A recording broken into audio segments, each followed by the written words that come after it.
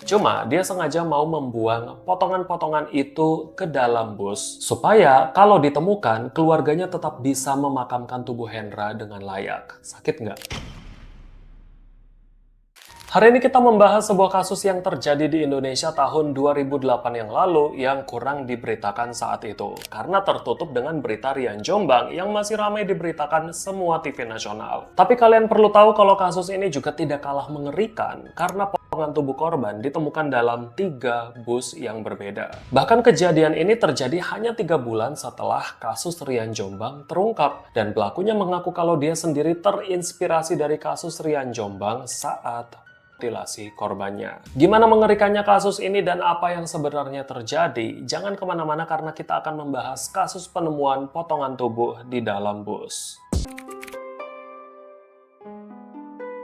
Kasus ini terungkap waktu sebagian besar masyarakat Indonesia masih menikmati bulan suci Ramadan. Tepat 2 hari sebelum perayaan Idul Fitri, seorang kernet bus Mayasari Bakti jurusan Kalideres Pulau Gadung merasa curiga dengan sebuah tas kain berisi kantong plastik merah di bawah bangku penumpang yang sepertinya saat itu sengaja ditinggalkan. Waktu dia membuka kantong itu, ternyata isinya adalah potongan daging yang adalah daging manusia. Penemuan ini langsung dilaporkan ke pihak kepolisian. Tak lama kemudian, penemuan yang sama juga ditemukan di 2 unit bus Prima Jasa tujuan Kalideres Bandung dan juga bus Prima Jasa tujuan Labuan Cirebon. Kardus yang berisi potongan tubuh dalam plastik itu juga sepertinya sengaja ditinggalkan oleh penumpang misterius. Dari pemeriksaan yang dilakukan pada ketiga penemuan itu, diketahui kalau potongan itu berjumlah 14 tanpa adanya kepala. Petugas forensik juga menentukan tubuh itu milik seorang pria yang kira-kira berusia 45-50 tahun, tingginya sekitar 165-175 cm, dan korban juga diperkirakan meninggal dunia hanya 12 jam sebelum tubuhnya ditemukan. Dari ciri-ciri yang didapatkan, dilaporkan bahwa korban mempunyai tato macan di lengannya, sehingga saat itu polisi hanya bisa mengandalkan tato ini untuk melacak identitas korban. Pasalnya, potongan tubuh yang penting yang bisa digunakan untuk mengidentifikasi seperti kepala, telapak tangan, dan juga jari-jari korban masih hilang. Bahkan bagian tempat pembuangan akhirnya korban juga ikut hilang. Awalnya ahli kriminolog bilang dengan adanya, tubuh korban yang terpotong dan menghilang bisa jadi merupakan korban kekerasan seksual dan juga korban mungkin tergabung dalam kelompok-kelompok pria penyuka sesama. Karena buat dia, yang hilang itu sepertinya tidak lazim. Tapi memang dia juga mengakui bahwa terlalu cepat kalau menduga korban punya penyimpangan seksual. Hal ini membuat polisi makin sibuk dengan pekerjaan baru mereka menjelang hari raya. Saat itu ada nih satu keluarga yang melapor ke polisi kalau anggota keluarga mereka yang bernama Hasan Basri juga menghilang. Dan keluarga yakin kalau korban yang ditemukan adalah Hasan sebab Hasan juga mempunyai tato macan di lengannya. Tapi setelah penyelidikan lebih lanjut, ternyata korban bukanlah Hasan yang dimaksud. Sehingga seminggu sejak penemuan bagian tubuh itu, polisi masih belum bisa mengungkap identitasnya. Sebenarnya, setelah tubuh korban ditemukan, ada juga nih seorang pria yang bermarga Naibaho sempat curiga karena Hendra yang adalah saudara iparnya tidak pernah terlihat lagi sejak sebelum Lebaran. Padahal dia yakin kalau dia melihat Hendra terakhir kalinya bersama dengan istrinya yang bernama Yati. Waktu ditemui, Yati bilang kalau Hendra pergi mengantar rombongan mudik ke kota Bandung. Bahkan Yati juga menunjukkan SMS dari Hendra. Yati juga bilang pada Naibaho kalau keluarganya tidak perlu lagi mencari-cari Hendra. Di situ dia mulai curiga, sebenarnya kemana perginya Hendra, sehingga dia melaporkan hal itu pada keluarga Hendra yang ada di Pekanbaru. Atas kesepakatan keluarga, Naibaho langsung melaporkan dugaan hilangnya Hendra ke Polda Metro Jaya. Tetangga juga bilang kalau sebelum penemuan itu, Yati pernah meminjam golok besar yang katanya akan digunakan untuk memotong daging kerbau. Tapi setelah itu, mereka tidak pernah lagi melihat Hendra. Setelah penemuan potongan jenazah dalam bus dan polisi mengumumkan korban mempunyai tato macan, tetangga ini juga langsung ingat kalau Hendra punya tato macan. Bahkan tetangga kontrakan Yati yang bernama Endah juga bilang kalau waktu itu dia sempat melihat Yati membawa 3 kardus yang tidak diketahui isinya. Dia pun sempat bertanya tentang kardus itu, tapi Yati bilang isinya adalah makanan yang akan dikirimkan kepada keluarga Hendra yang ada di kota Lampung. Dan Yati terlihat menaiki sebuah angkot. Dari pengembangan informasi ini, polisi melacak angkot angkot yang pernah mengantar Yati dan mencurigai seorang kernet angkot bernama Abdul Rojak. Karena diketahui Rojak ini kenal dengan Yati dan ada beberapa saksi di sekitar terminal yang bilang kalau mereka sempat melihat Rojak membawa kardus yang dimasukkan ke dalam bus. Sementara itu, polisi juga memanggil Yati, istrinya Hendra, untuk dimintai keterangan. Namun Yati saat itu mengaku tidak mengetahui keberadaan suaminya. Dan polisi juga menyuruhnya pulang lebih dulu sebab belum ada bukti yang menunjukkan adanya keterlibatan Yati. Karena sudah 2 minggu setelah penemuan itu, petugas belum bisa memastikan identitas korban, maka petugas langsung pergi ke kota Pekanbaru untuk mengambil sampel DNA keluarga Hendra dan akan dicocokkan dengan DNA korban. Apakah korban adalah Hendra atau bukan? Ternyata waktu DNA-nya diperiksa, polisi mengumumkan kalau DNA keluarga cocok dengan DNA korban. Yang artinya korban adalah Hendra yang dilaporkan hilang oleh Naibaho. Setelah mengetahui kalau korban adalah Hendra, suami Yati sendiri, polisi langsung menangkap Rojak dengan cara menyamar sebagai supir angkot dan mendekati Rojak. Karena adanya laporan tadi kalau Rojak juga diduga terlibat. Dalam penyelidikan lanjutan, Rojak mengaku bahwa dia memang sempat mengantar Yati dan juga membawa kardus berisi barang untuk dimasukkan ke bus dengan alasan kalau Yati akan mengirimkan barang itu lewat perjalanan. Tapi dia menolak mengetahui isi kardus yang akan dibuang oleh Yati. Karena Yati sudah terlanjur disuruh pulang sebab belum ada bukti, polisi kembali harus melakukan pengejaran pada Yati. Beberapa hari setelah Hari Raya Idul Fitri, polisi masih disibukkan dengan pencarian Yati yang entah kabur kemana saat itu. Akhirnya setelah hampir 1 bulan, Yati berhasil ditangkap di Kabupaten Temanggung, Jawa Tengah pada tanggal 25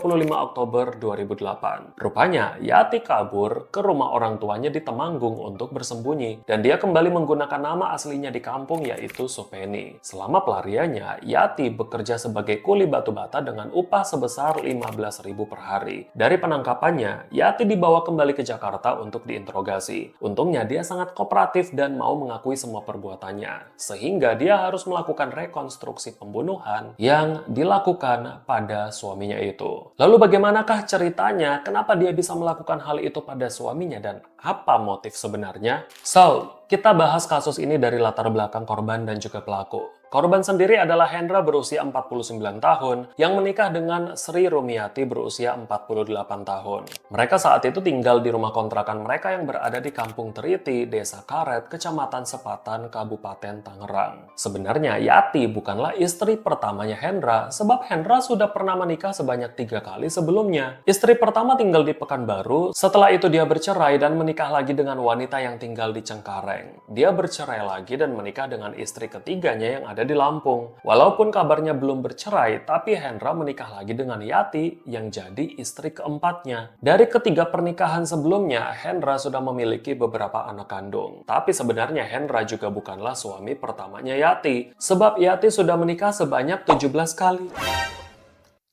Sumpah, ini gong banget sih. Jadi Yati sudah menikah sebanyak 17 kali sebelum menikah dengan Hendra. Yati memang dikenal gemar kawin dan dia menikah dengan Hendra ya karena dia sekedar suka aja sama Hendra. Saat itu Hendra dikenal sebagai supir angkot jurusan Kutabumi Kalideres. Walaupun begitu, Yati juga tidak bergantung pada Hendra. Dia pun mencari uang sendiri dengan berjualan berbagai macam dagangan seperti nasi ayam, nasi pecel, hingga jadi penjual kue keliling di terminal Kalideres. Lalu pertanyaannya, kenapa Yati bisa sampai menghabisi Hendra? Jadi dari pengungkapan kasus ini, ada 2 dugaan motif yang diungkap. Yang pertama dari pihak keluarga istri ketiga yang ada di Lampung, bilang kalau Yati kemungkinan besar kesal karena tidak diberi uang oleh Hendra. Sebab sebelum kejadian, diketahui kalau Hendra baru saja mendapatkan bonus dari bosnya setelah berhasil menjualkan mobil. Namun Yati sendiri bilang ke polisi kalau motifnya membunuh Hendra didasari bermacam-macam sebab yang sudah membuatnya tidak tahan. Yati bilang kalau suaminya sangat kasar, suka memaki, melakukan KDRT, bahkan sering menyundutkan rokok ke badannya Yati. Malahan Yati juga mengaku pernah disiram minyak tanah oleh suaminya dan hampir dibakar. Untung saja ada tetangga yang berhasil melerai mereka saat itu. Yati juga bilang kalau dia capek dengan Hendra yang suka meminta uang untuk melunasi hutangnya yang menumpuk dan menghidupi istri ketiga yang ada di Lampung. Menurut Menurutnya, Hendra lebih menyayangi istri ketiganya daripada Yati. Jadi dia bilang lah, pernah suatu malam saat Yati dan Hendra ini berhubungan suami istri, Hendra mengangkat telepon dari istri ketiganya dan mereka mengobrol mesra lalu meninggalkan Yati yang belum puas. Dan puncak kejadiannya terjadi hanya 3 hari sebelum Idul Fitri tahun 2008. Di malam itu mereka berdua kembali bertengkar di rumah kontrakan. Hendra katanya memaki-maki Yati dan mengucapkan umpatan-umpatan dalam bahasa Minang yang sebenarnya Yati juga tidak mengerti dia ngomong apa. Tapi karena dia tahu kalau itu umpatan, hal itu membuat Yati sangat kesal. Sebab makian dan umpatan dalam bahasa Minang itu juga sudah sering dia dengar dari suaminya. Tapi keributan malam itu sempat mereda sehingga mereka berdua sama-sama tidur di atas ranjang. Waktu itu Hendra mencoba mengajak Yati bercanda. Walaupun Yati masih kesal, suaminya juga meminta supaya Yati memijatkan punggungnya dan hal itu dituruti oleh Yati. Rupanya suaminya menyuruh Yati berhenti memijat sebab dia menganggap Yati memijat dengan setengah hati. Suaminya pun langsung tidur saat itu juga, meninggalkan Yati di sebelahnya. Di malamnya, waktu mereka berdua sedang tidur, Hendra mengigau sambil ngeremas-remas darah istrinya dan katanya Yati, suaminya lagi tegang saat itu. Dia menduga kalau dia sedang memimpikan istri ketiganya. Waktu Yati membangunkan Hendra, rupanya Hendra kembali memaki Yati dengan umpatan bahasa Minang dan kembali tidur setelah itu. Disitulah Yati semakin jengkel dengan kelakuan suaminya dan keluar kamar untuk merokok. Waktu dia kembali ke kamar, rupanya dia tersandung batu bata yang digunakan untuk mengganjal pintu. Saat itulah dia terfikir untuk langsung saja membunuh suaminya karena perlakuan suaminya selama ini. Waktu Hendra lagi tidur, dihantamnya lah kepalanya pakai batu tadi sebanyak 3 kali hingga tak bergerak. Tapi Yati masih menunggu lama di situ sebab dia percaya kalau Hendra itu memakai ilmu hitam yang membuatnya tidak bisa meninggal. Untuk memastikan suaminya sudah meninggal, Yati langsung menikam suaminya dengan pisau berkali-kali. Tak terasa pagi tiba, Yati lalu panik tuh di mana dia harus menyembunyikan jenazah suaminya. Dia pun berusaha mencari cara dan mulai ingat kasus 3 bulan sebelumnya, yaitu kasus Rian Jombang yang juga membunuh belasan korbannya dan salah satunya dimutilasi lalu dibuang di pinggir jalan. Dia pun terinspirasi dari perbuatan Rian Jombang untuk memutilasi jenazah suaminya dan membuangnya di suatu tempat. Dia pun ke rumah tetangganya untuk meminjam golok besar dengan alasan akan memotong daging kerbau. Lalu kembali ke rumah dan setelah itu dia memutilasi tubuh suaminya. Setelah selesai, dia memasukkan potongan-potongan itu ke dalam plastik dalam 2 kardus berbeda dan juga 1 tas kain yang akan diantarkan ke terminal untuk diangkut oleh bus-bus penumpang. Yang mencengangkan, ternyata Yati memisahkan bagian kepala korban dan juga jari-jarinya karena ingat perbuatan korban selama ini. Dan dia juga tidak ingin identitas korban itu diketahui. Cuma dia sengaja mau membuang potongan-potongan itu ke dalam bus supaya kalau ditemukan keluarganya tetap bisa memakamkan tubuh Hendra dengan layak. Sakit nggak? Dia pun mengangkut kardus pertama dan dititipkan ke bus Prima Jasa yang akan berangkat ke Cirebon dengan alasan paket itu milik seseorang yang menunggu di kota Cirebon. Dia pulang lagi mengambil kardus kedua dan dititipkan ke bus Prima Jasa yang akan berangkat ke kota Bandung. Waktu dia pulang dan mengangkut paket ketiga yang adalah sebuah tas, Yati malah bertemu dengan temannya yaitu Abdul Rojak. Nah, Rojak malah mengantar Yati ke terminal Kalideres dan membantu mengangkat tas berisi potongan itu ke dalam bus Mayasari Bakti yang akan berangkat ke Pulau Gadung. Yati pun menumpang di bus itu tapi dia minta diturunkan di daerah Grogol. Saat bus berhenti, dia pun turun dan meninggalkan tas berisi potongan itu di bawah bangku penumpang. Sesampainya di daerah Grogol, dia memanggil taksi berwarna putih sambil membawa kantong terakhir berisi kepala dan jari-jari korban. Di tengah jalan, Yati meminta supir itu untuk turun dan membelikannya rokok di sebuah warung. Waktu sang supir beli rokok itulah dia memasukkan tas bawaannya itu ke bawah jok pengemudi. Sesampainya di rumah, Yati beberapa hari berdiam diri di rumah sampai hari raya Idul Fitri tiba. Memang ada beberapa tetangga yang menanyakan keberadaan Hendra, tapi Yati bilang kalau Hendra pergi ke Lampung untuk menemui istri ketiganya.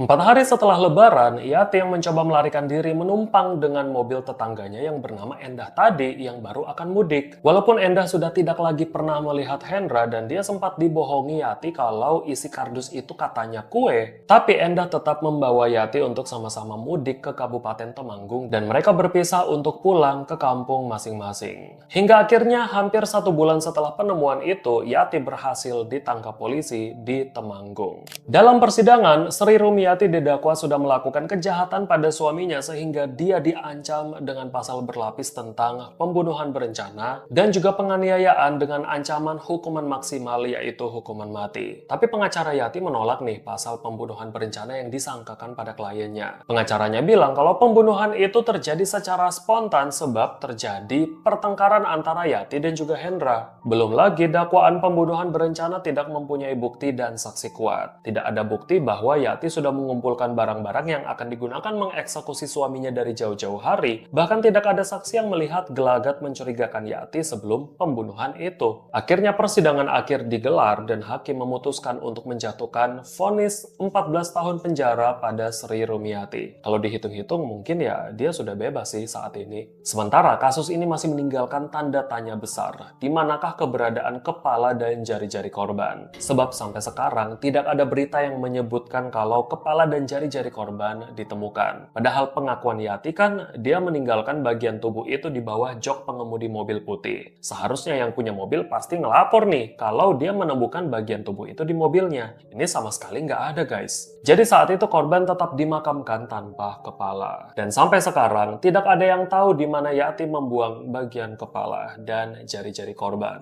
Bagaimana menurut kalian? Saya mau tahu pandangan kalian tentang kasus ini. Apakah hukuman yang pantas untuk Yati atas kejahatannya dan menurut kalian kira-kira di mana ya bagian kepala dan jari-jarinya dibuang? Kalian boleh tulis semua opini dan pendapat kalian di kolom komentar. Saya pasti bacain semua komentar kalian. Dan jangan lupa untuk tetap pantau channel ini dan nantikan kisah menarik lainnya. Kita ketemu lagi di sana. Sampai jumpa.